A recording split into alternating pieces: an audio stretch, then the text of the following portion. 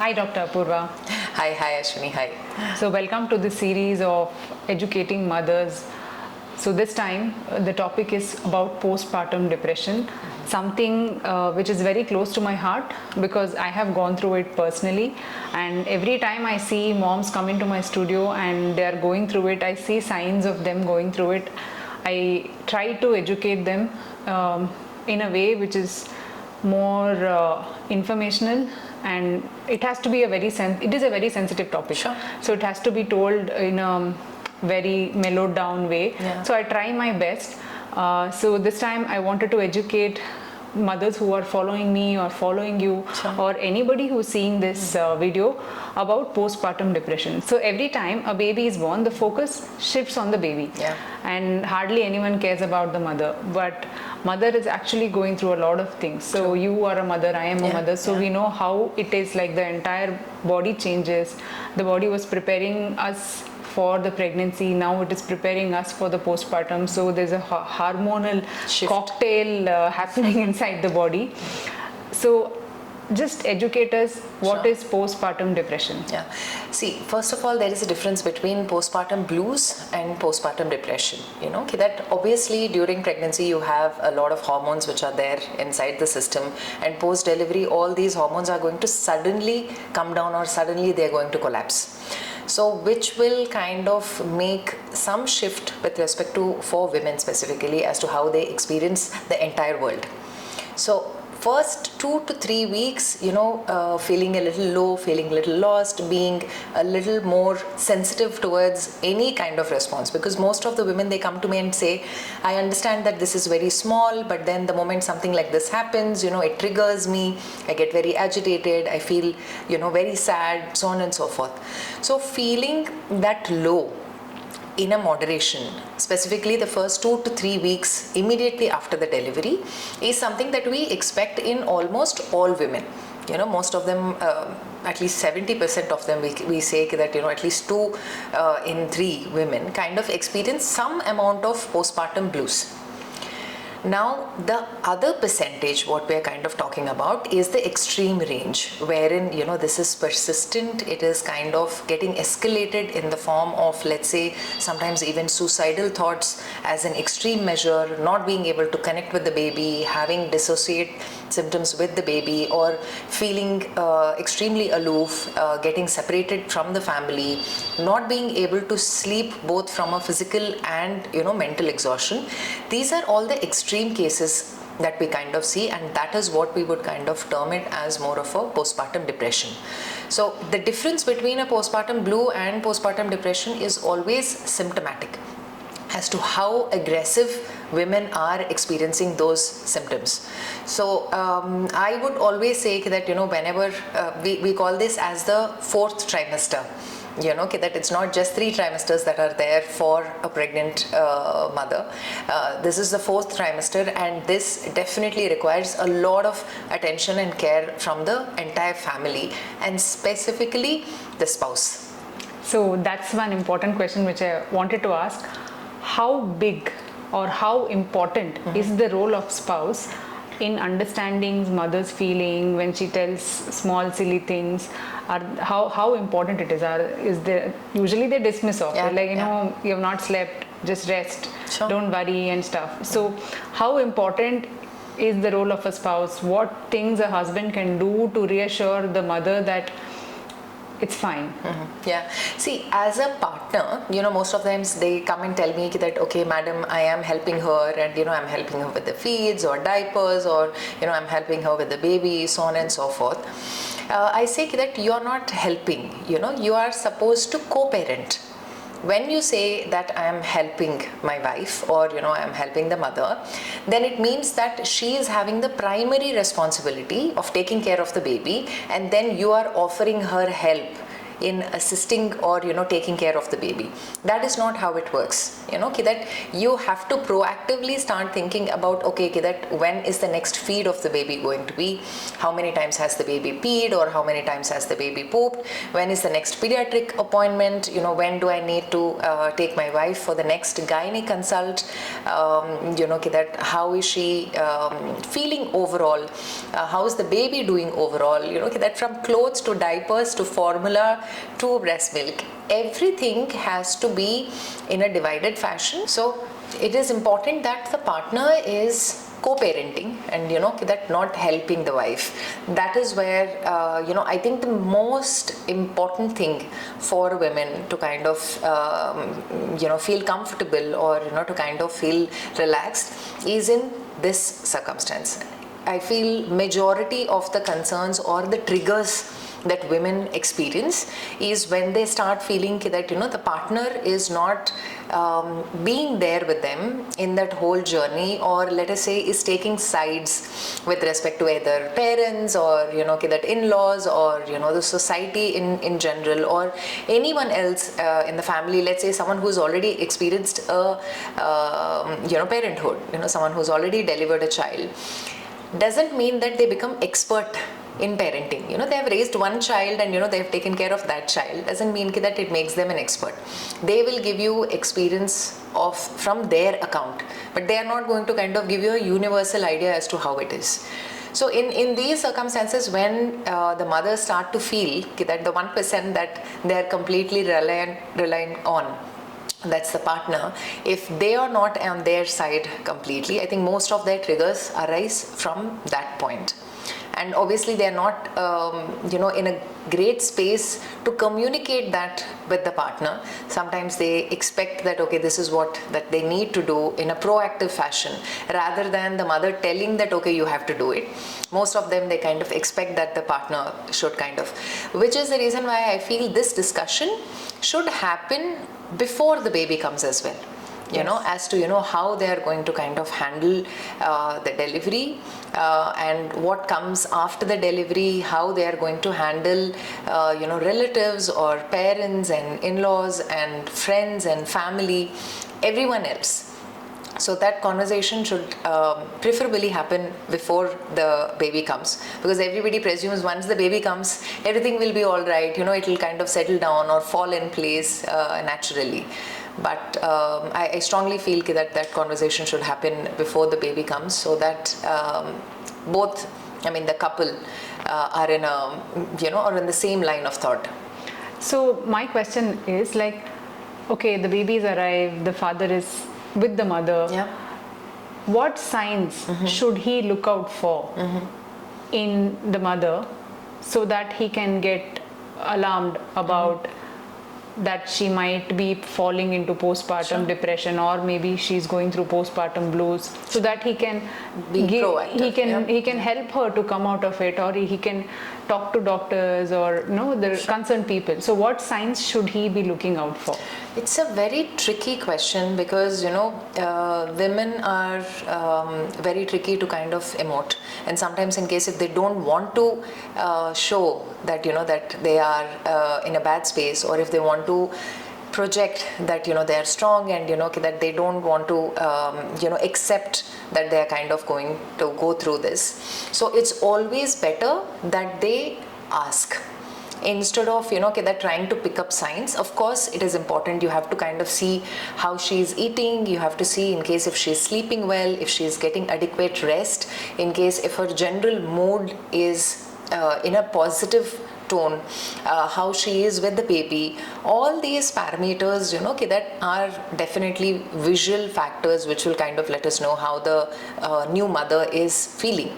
But at the same time, to kind of ensure that you are verbally asking her, and you're verbally checking and asking her, and just like how you would do in a pregnancy, that is there anything that you want me to do, or how are you feeling, giving affirmative signs, letting her know that she is doing good, that letting her know that she is kind of taking care of the child well, and even a single small factor that let's say that I really like this dress that you have picked up, that you're looking very pretty today, that you should rest sometime, let's go out for a cup of coffee, even if it is for an hour, leaving the baby with the parents, and that letting them take care of the baby. So all these that signs wherein you're letting your partner know that you're there for them, and you're kind of encouraging them to kind of have a conversation and let us know if there is something which is not going on right. Great, that's a very good answer. I can imagine myself going through that. It would have definitely helped me these kind of situations. But the problem is, I think, education. So even men don't even know that there's something like this which is existing. So through this, they'll get to know, and they'll be more educated about this. Yes. So the next question is, okay, now the father is away in office or some other work. Now the baby is primarily with the family, the grandparents. That's the most difficult part. That's the most difficult part. And again, if you ask my mother or my grandmother, they don't even know this term called postpartum depression or postpartum blues. So how do we educate them? How can they figure out that the mother is going through something, a low phase? Usually it will be more, I think it depends on the culture where they have grown up with. They have different rituals, and their mother is supposed to follow certain stuff. So among all these, how can a family help understand that the mother is going through something? As you told, yes, it is the mother's responsibility to somehow come out of her own mind and speak it out. In case, if she tells, how the family has to respond, because usually even when the mother makes up a mind to talk about it, they usually get shut down. They're like, you're just having a tough time. It is normal. We have gone through ನಾವೇನ್ ಮಕ್ಕಳು ಹೆತ್ತಿಲ್ವಾ, ನಾವು ಹೆತ್ತಿದೀವಿ, ಎಷ್ಟು ನೀನ್ ಒಂದಕ್ಕೆ ಹಿಂಗ್ ಆಡ್ತೀಯಾ, we have taken care of 5 children, 6 children. So how can the family help a mother? See, I think the first thing that the family can do to help the mother is stop giving them any advices. they have to. I mean, again, as I said, just because you have raised 2 children, or you've kind of seen others raise 10 children, doesn't make you an expert in childcare. That is the primary thing. Second of all, every mother is different, every baby is different, and every pregnancy is different. Even for women that way, for the first pregnancy, how they kind of react in postpartum is very different from what they would kind of experience or go through in their second pregnancy. So which is why I think it is I think cruel and almost barbaric for women to kind of just give on their recommendations or suggestions for someone else as to how they should be raising that child. Correct. You also have to understand the fact that if you are you've just delivered a baby and the baby is 3 days old, okay, and then you have, let's say, a mother-in-law or even mother sometime for that matter of fact, they have raised children, that they've grown up kids. Now they have experience from all those years. Now you can't try to expect a first standard kid or a LKG kid to kind of comprehend and understand the syllabus of a 10th class child. It's the same thing with respect to a mother also. You need to give her time to figure out how to take care of her baby, to figure out what is working for her child, what is working for her in an entire ecosystem of be it her work or be it the spouse or be it family and everyone else. You need to give that time. And I think even for women, they should stop expecting to have a perfection. It is not going to kind of happen overnight. You need to give yourself some time, and you need to kind of feel that I'm learning something new, and then it is going to kind of take some time for me to get adjusted to the baby and for the baby to kind of get adjusted to you. It's not normal for everybody to kind of suddenly at the snap of a finger start feeling that instant attachment or love or that devotion to the child right away. For some it might take some time, and it is all right. there is no need to kind of get judgmental on it, or that start saying how can you do this to your child, or that if let's say that if they want to step out leaving the baby with the grandparents or anyone else with the family members, and then suddenly kind of questioning her and saying that okay, how can you leave, that you are, when the father is able to kind of go back to work and do everything else, and we expect that the father also loves the child equally, then why can't you comprehend the fact that in case if the mother wants to start work, or let us say step out for any situation, why would you instantly start questioning the love and affection of the mother towards the child? So that's not right.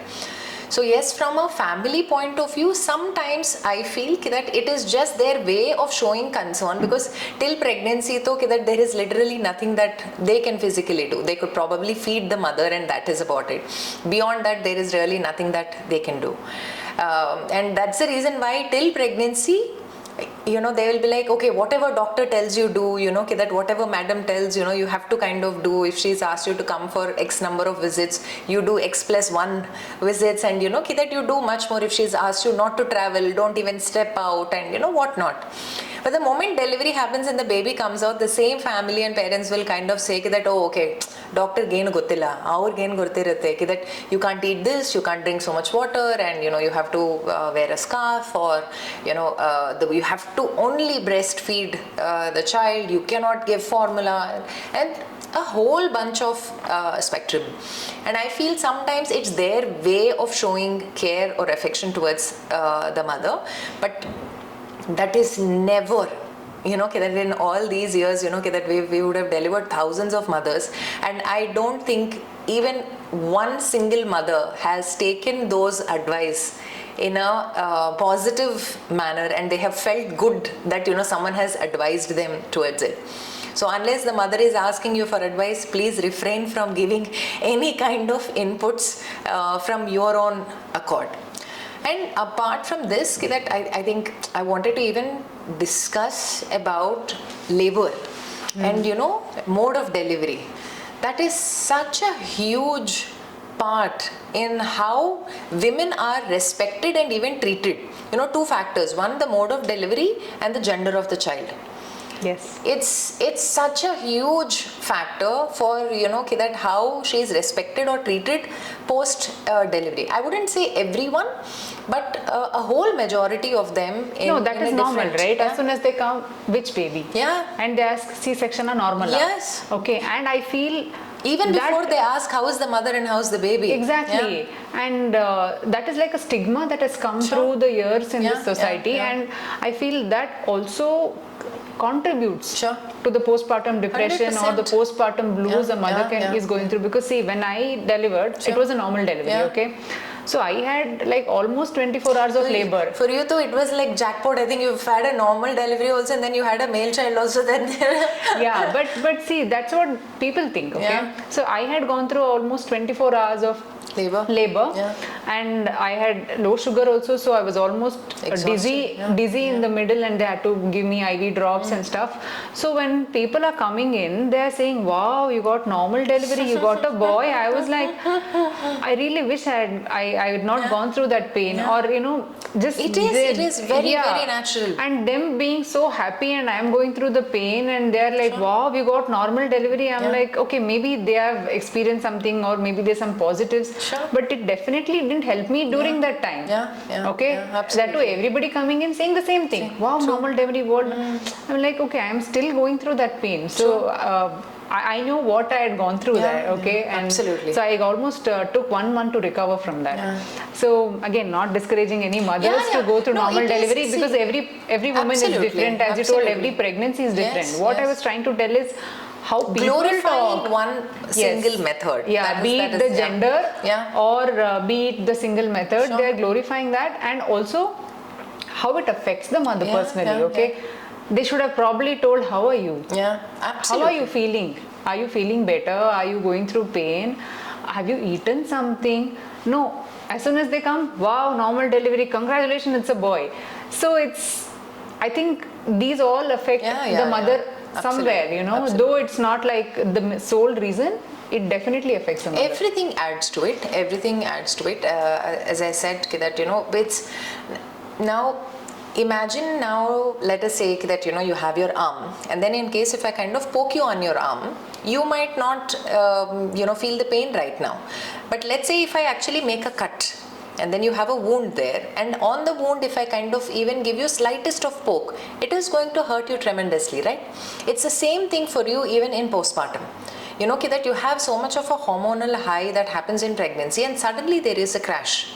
So at this time, you are vulnerable to any kind of interaction that you will kind of experience. So it's possible that, you know, maybe 6 months down the lane or 1 year down the lane, if someone makes the same comment, like for example, if someone makes that comment at you right now, maybe that it wouldn't affect you so much. Yes. But the same thing that when it happens immediately after your labor, and, you know, you're anticipating, you're in a different space. At that time, when someone like this comes and talks to you, it affects you differently. Correct. That's the reaction to kind of those statements kind of come from a very different point of view, and it's very sad, you know, that in both spectrums, even for patients who've undergone, you know, cesarean also, that they were like, oh, okay, you know, you've not kind of gone through proper labor. Yes.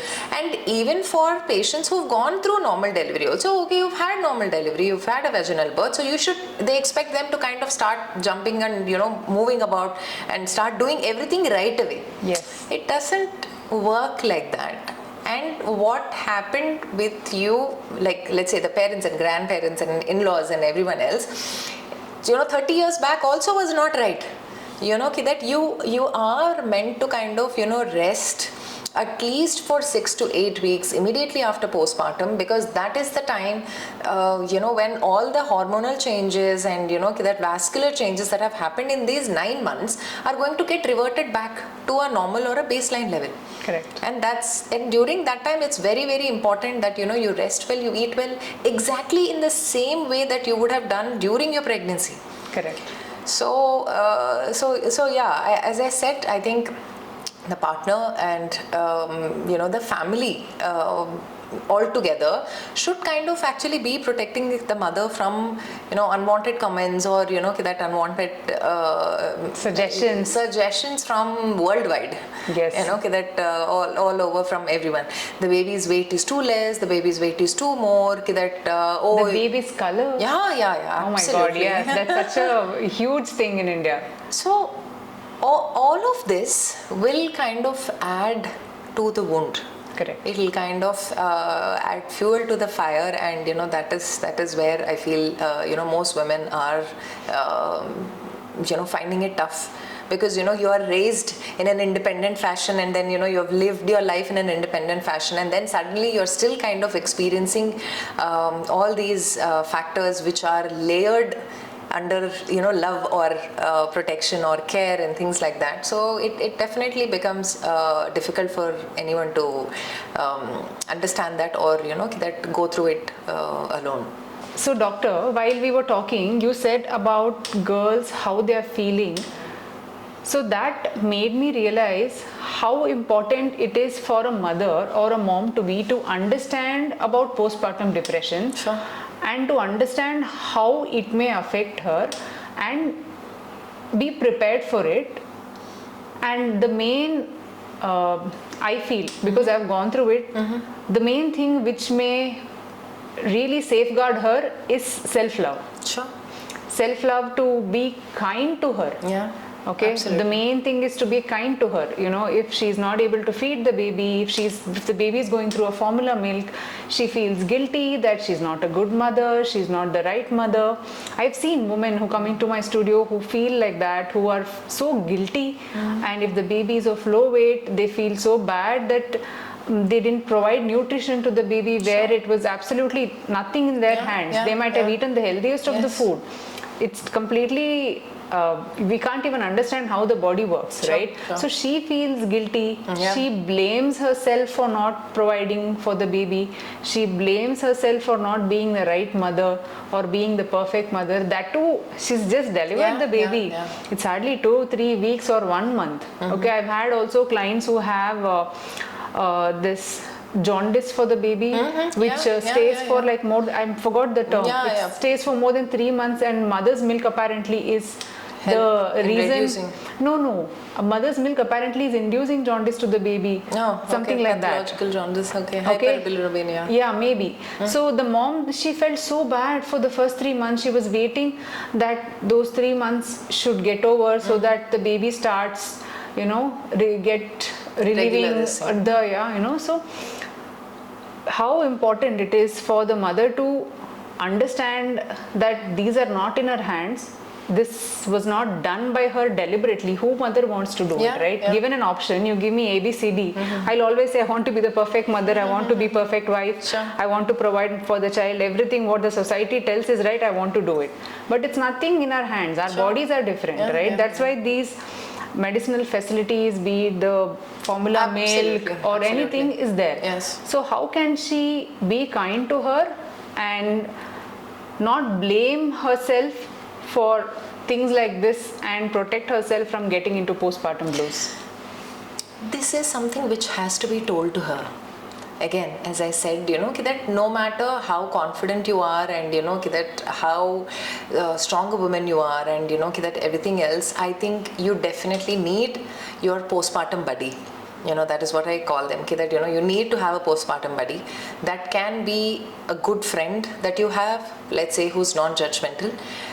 It can be your partner, it can be your sister, it can be your brother, it can be anyone whose sole responsibility in the 4th trimester or post-delivery is going to be to take care of you.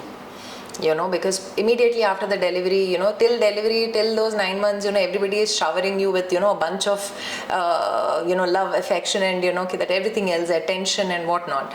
And then immediately after the delivery is done, all of this is inadvertently shifted towards the baby.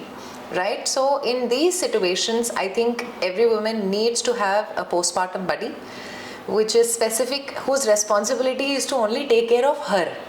And because there is the entire world who is taking care of the baby. And it is this person's responsibility to let them know, because sometimes even if hearing it come from an external source. So which is why that sometimes when I have, when patients come to me post-delivery, that we ensure that they have regular visits. It's not that immediately after delivery you're done. We try to see them once 1 week after the delivery, and then that 15 days or a month after the delivery, to kind of ensure how they are doing. And during these visits, I always tell them that that it is normal to kind of get mad. It is normal to kind of feel like you want to kill everybody else that is around you. It is normal to kind of feel the most love and affection for your child, and at the same time it is normal for you to kind of feel that okay, what have I done and where have I gotten myself into, that let's say a year ago that at this time I was probably at a party or a restaurant, or I was in a vacation, and then that today I am here with the baby. So it is normal for you to kind of feel all these factors and still be an amazing mother. It's not possible for you to kind of say that, okay, I can't even think about it, or, it can't even come to my mind, so on and so forth. You are human. You are an individual. You're an amazing person who has made a human. Right. That how many, that's never possible, with a guy. And, you still manage to kind of make a human, and bring them into this world. Bring them into this world, made them from scratch. Yes. And so, if at all anything, as I said, that is something that you need to give yourself 100% credit to, and, give yourself time. Create an environment which is kind of protective towards you, because, as they say that kuch to log kahenge, logon ka kaam hai kehna. That is how it is, and specifically with respect to women, that they will kind of have judgment to no end. From if the baby's weight is less, they will say that you've not eaten well. If it is more, they will say you've eaten more. If they are breastfeeding, that it is, if they feed for too long, if they're feeding for 1 year or 2 years, they'll be like, oh, okay, why are you feeding for so long? If they feed less, if they're not able to get milk, and they will say, oh, okay, what, you're not able to get milk, it's become fashion not to kind of feed the child. And it goes on. that, or they can't drink juices, or they can't have fruits, or they can't have rice, or I don't know, after all these that 15-20 years of work, even now I kind of keep hearing new restrictions that are kind of laid on women post delivery. So please check with your doctor. But I see that there is a shift. I see that there is a change. A lot of times, that the partners, the husbands, when they kind of come to us, they cross-check. They ask us, that is it normal to kind of levy all these restrictions or not? Is it something that that she has to follow? Does it have any medical and scientific evidence towards it? So it's a positive change that that they are focused on their wives, and they want to kind of ensure that they are giving them the best care possible. And majority of the times with respect to diet restrictions, whatever we hear right now is based on let's say a 30-year or a 40-year tradition which is kind of being followed. So at that given point of time, everybody was delivering at homes. There were no great source of antibiotics which were there. There were no great suture materials which were there, that we were literally using, silk or, that any, strong enough tissue for us to kind of suture. The strength of the antibiotics was very mild.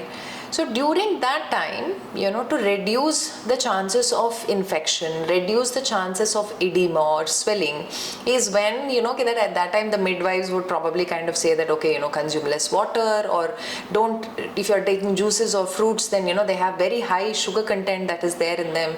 So reduce the content of sugar in your diet so that you don't have source of infection. So their logic at that time was valid, but it doesn't hold good right now. That you have like really strong antibiotics right now. You have great suture material which kind of get absorbed within 6 weeks, and have perfect approximation happens without any risk for the mother. So in these circumstances, I think just trying to kind of follow some tradition kind of aspect without understanding its relevance in current world, I think is not advisable, specifically if it is something that the mother doesn't want to do. So that will kind of affect her, and that'll take on her toll on her mental health.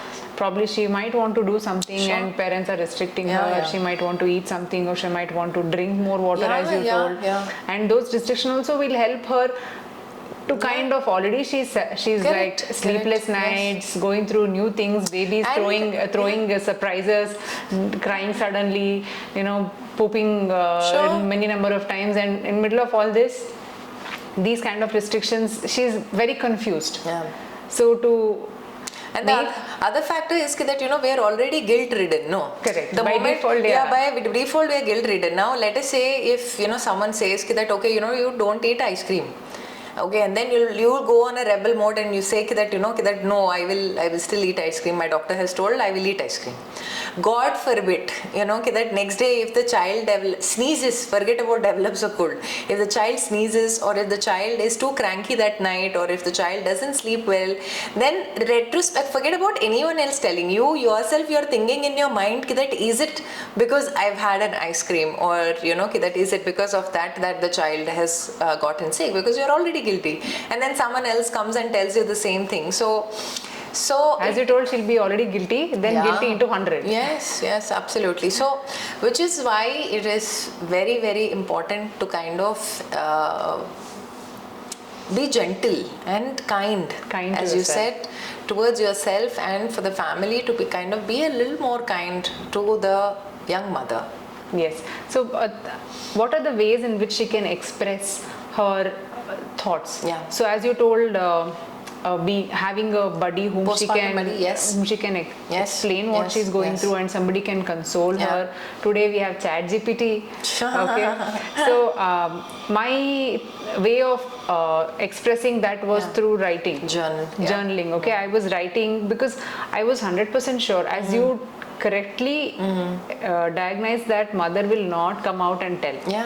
Okay. Yeah. So because the kind of thoughts I was having, I was afraid that I'll be judged. True. Okay. So I was like, even if I tell it to my mother even might feel like, "Arey, what are you thinking?" Then that will make me feel more guilty. True. Okay. So, and of course, I couldn't share it with my husband if I can't share it with my mother. Sure. So I was completely frustrated. So I took the method of writing everything. So I think after 2-3 years into my postpartum, I read that book and I was like, shit, is that me? Sure. But that throwing out of the mind, putting it on a paper definitely helped me to relax those thoughts. So my question is, what are the ways in which a mother can express that she's going through such a thing? As you told, we have a postpartum buddy, we have ChatGPT today, and then we have journaling. Apart from that, is there anything which can help her to express her feelings and the things she's going through? See, I think as a healthcare professional for us, that when we are kind of seeing a patient, through their 9 months of journey, that there is a certain predisposition wherein we understand which are the women who are a little more vulnerable towards, developing higher grades of postpartum depression and, that higher chances of experiencing it. So from our side, so we start becoming a little more proactive. We kind of ask them, we are a little more subtle in, letting the partner know or, the family know that they need to kind of take care of her. Always ensure that, you're taking the mother's side and you're kind of encouraging her. Rather than taking the side of, let's say, they might come and tell you that, oh, she's not eating right, or that she's not listening to us, so on and so forth. So in those circumstances, it's always very, very important for us to kind of take care the side of the mother and that ensure that she's felt heard. Beyond that, of course, that we give them the access that they kind of need towards, let's say, a counselor. We kind of ask them and then we mention it on their file so that they can kind of seek the help that they want when they feel like having it, rather than not at the pressure or under the guidance of be it a family member or that as a doctor. But apart from that, as I said, as a society, that as someone who's kind of there around the pregnant women more often, just like how you are being more proactive about this, because you do see newborn mothers and that who are kind of experiencing this, so, and you have personally experienced it, so you want to kind of take that initiative and spread the word that something like this exists, and you want to kind of ensure that they are more aware and prepared for it mentally, and then they can kind of seek the help that they want if need be. The same way that anyone who is kind of around them, in case if they feel that the mother is not feeling well or she is feeling a little low, just make sure that you say something nice without offending her. I think the easiest way to kind of tell them is to let them know that I know postpartum can be a difficult time, there are a lot of changes that have happened, but you are doing a fabulous job. It will take some time to settle in. It is going to ease out, and if there is anything that I can do to help you, that know that we are always here. And that 1 or 2 lines of affirmation wherein you are giving the mother the due credit that she deserves. I think those small gestures can definitely go a long way.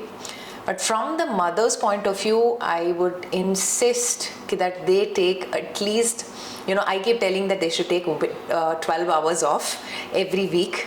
But if it is, not as practical, maybe at least 3 to 6 hours every week that they have to take off, wherein they step out.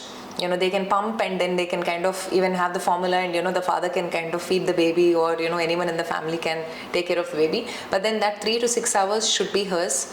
If she wants to go to a spa, or if she wants to go to a salon, if she wants to go to a movie, if she wants to go to a restaurant, if she wants to go do shopping, if she wants to just catch up with some friends, or even just go for a drive and not do anything, she has to kind of do that.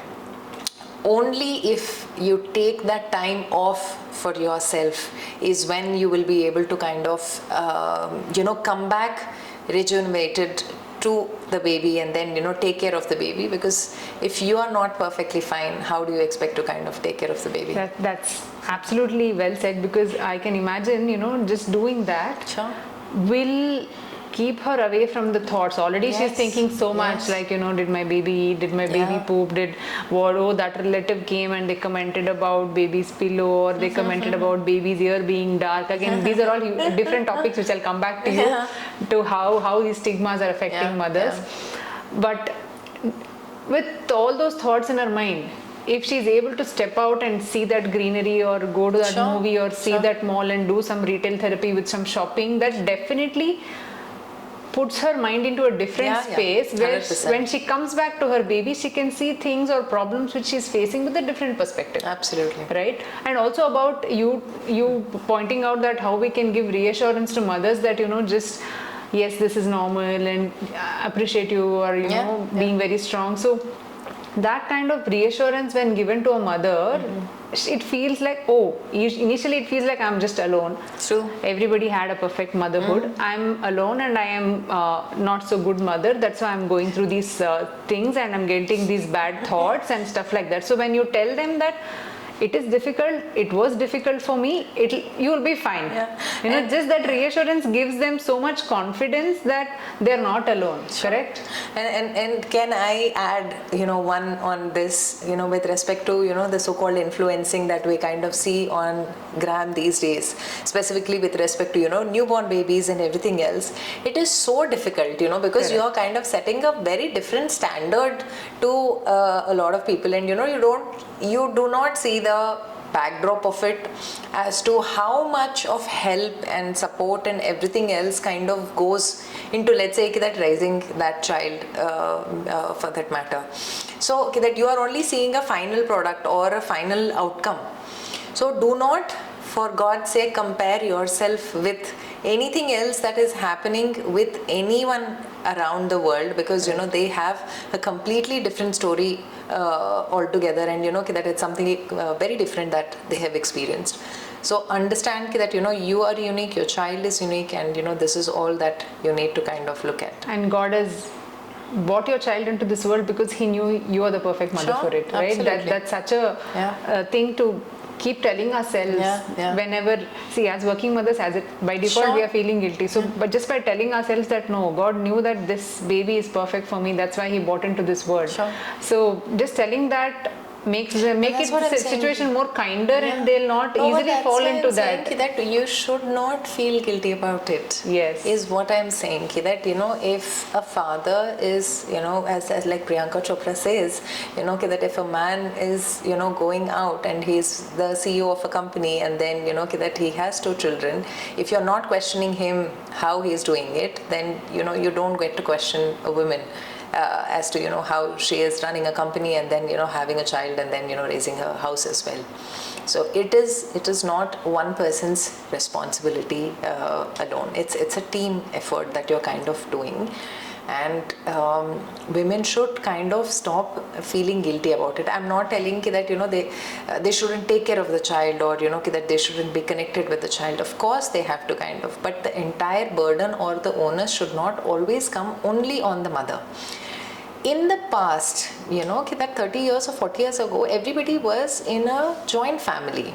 That you had like a bunch of kids that were there, you had grandparents that were there, you had parents that were there, you had siblings, and that chikamas, dodamas, and chikapa, dodapa. This is huge, big families that used to kind of there, which is the reason why raising a child also kind of was a shared responsibility between so many.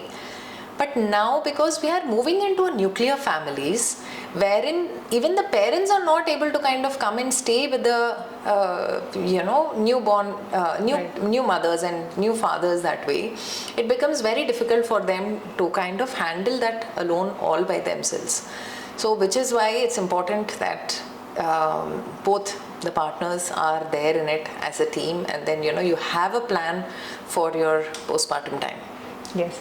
So in your experience, doctor, tell me, have you found any patient or any case that you remember where they were almost about to fall into postpartum depression, or they are going through postpartum blues, how did you recognize that? How did you help them so that mothers who are listening to this can, as you told, there is no one symptom for it. There is no thing like, no, if you cough then you have a cough, if you sneeze you have a cold. Sure. There's no symptom like that for postpartum depression, but maybe something you saw that helped the mother.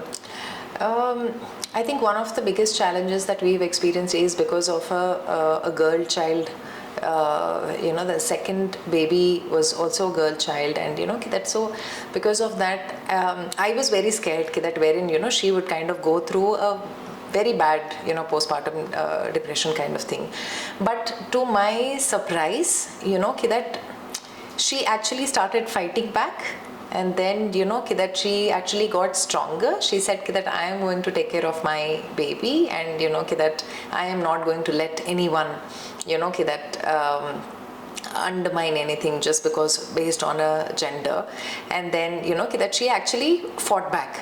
So, and then, she became stronger, and she was like that, no, it doesn't matter, that I'm going to take care, and I'm not going to let anyone, decide how they're going to treat me or the baby based on the gender of the child, which is technically the guy's prerogative. Exactly. That, the gender is... The XY is from the man. Yeah. So the gender is always determined based on, the husband's sperm and, not the egg of the woman. On the other side, that so we had an IVF conception, that they were kind of they tried for a very long time, and almost after 10 years of marriage, that is when they had their babies, and they had twins, and that everything was great till a point wherein she started feeling that the husband is not liking her. So he's like that he's more focused on the babies, or that he's the entire, because still now for 10 years or let's say 12 years that the entire equation was between them, and it was them against the entire world, and so on and so forth. But now suddenly that there is a shift, so it was very difficult for her to kind of accept it. And she was like that I've put in so much of effort and everything else to kind of bring these kids into the world. Have I done the right thing, or that is it something, and he's not giving me the attention that I need. And it is so hard, and it is so tough to kind of it's not easy to kind of raise a child. So all those emotions, and then you're waiting for something for so long, and then suddenly it happens, then also that it hits you hard. So with all these factors, suddenly we saw that there is a shift. So these two are cases that I didn't anticipate. That in her case, I anticipated that she would actually have a bad reaction, wherein, that she came out stronger. And in this case, I thought she would be ecstatic, because, that this is something that she's wanted all along. And it did happen uneventfully, everything went on smooth and very well. And then, she kind of experienced that kind of dissociation with the... So yeah, it is possible to kind of happen with anyone. We just need to kind of be more open to hearing them out. It need not have any logic. Correct. Okay, that I'm going to tell this another time, that do not try to convince pregnant women and women in their postpartum time with logic. They already know the logic, that it is not going to kind of work with them. They know the logic, and they're fighting with the fact that despite knowing the logic, they are feeling bad, or they're getting angry, and then they're getting upset over it. So do not try and give them the logic around it, but try and be supportive. And yes, that if need be, we can always give them therapy, medications and supplements, which will kind of help in ease out the transition from the postpartum time to that your regular self. So doctor, to sum up the discussion, what all we discussed today, Sure. If you can give us in a few words, Sure. so mothers can just go through that in a small bit and understand what is postpartum depression, and how long will it be, and how can they identify that, and how can the family help, that would be really great. Sure. If I have to say 5 things about postpartum, it's very important. It's called as the 4th trimester, so do not kind of neglect it. Experiencing some amount of lows 2 to 3 weeks immediately after the deliveries is what we call as postpartum blues, which is different from a postpartum depression, which is more extreme case of the same thing, wherein you have extreme ideas, or that extreme emotions which are kind of taking over. Almost 2/3 of all women kind of experience some form of postpartum blues, but a minor percentage of them kind of even experience postpartum depression. Second factor is, for you to kind of handle postpartum, it is very important as a mother, have what we call as a postpartum buddy, whose whole and soul responsibility is to kind of take care of you, be there for you, listen to you, and that let you vent out in front of them, and so on and so forth. But their sole responsibility is only you, and that they are not going to kind of care for the baby, or that look after the baby or anything of that sort. So you can have either a very close friend, or you can have your sister or anyone, but that can't be your partner or your spouse or your mother as your postpartum buddy.